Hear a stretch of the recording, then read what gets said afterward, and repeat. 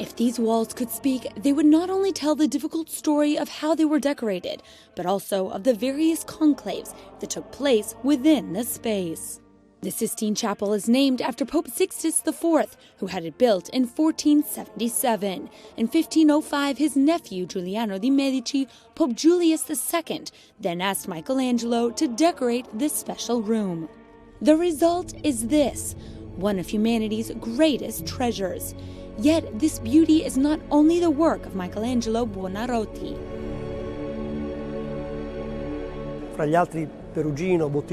Among others, Perugino, Botticelli, Signorelli, Ghirlandaio, and Cosimo Rosselli are all very important names in Italian art history. Michelangelo was the main designer of these frescoes, although curiously he did not consider himself a great painter. He instead wanted to be recognized for his expertise with marble.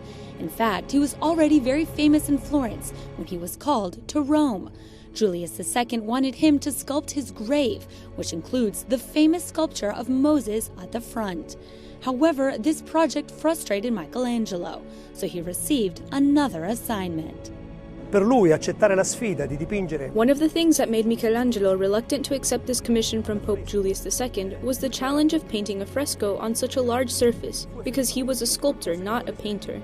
The biggest challenge for Michelangelo was to paint the Creation. This concave surface of 13,000 square feet required an enormous effort to appear like a flat surface for visitors below.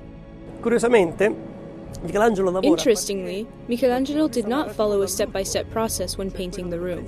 He instead began with the last story, Noah's Ark, and went back in time to the creation. The last painting done was of the separation of the light from the darkness that happened before God created the universe. The artist faced another problem. He had to paint the image before it dried, because otherwise he couldn't modify it. Therefore, he had to destroy the frescoes several times and restart them once again. After painting the famous Creation, he left Rome, to only be called back 30 years later to paint the Last Judgment.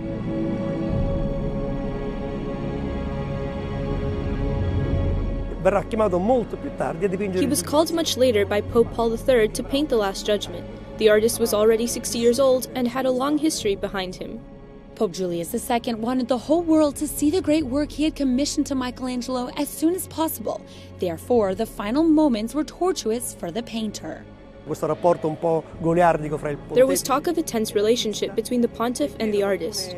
It is true that some literary and biographical testimonies from the time say Julius II was very impatient. He wanted to show the room to all of Rome, who was waiting to see it. The problems didn't end there. Since the work was painted amidst the Lutheran Reformation, many saw some elements that did not fit in with Catholicism. It was even considered vulgar for showing naked bodies. Michelangelo, however, had another theological meaning for the nudity. Being the Last Judgment, man's nudity is just as when he came into the world during creation.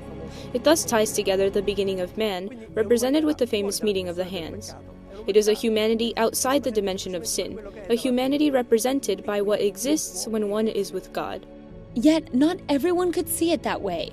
Pope Pius IV proposed the so-called fig leaf campaign and commissioned Daniele da Volterra to cover each of the naked parts in Michelangelo's work. The painter who was responsible for covering all these parts was called the mutandino or braghettone, because he put the underwear on the people. The citizens of Rome did not stop to think about the meaning of this censorship, and only saw a man who was responsible for covering the bare parts. That's why they gave the painter this nickname. With all the difficulties, obstacles, and changes, Michelangelo managed to leave an everlasting testimony of his talent in one of the most fascinating places in the world, still seen today.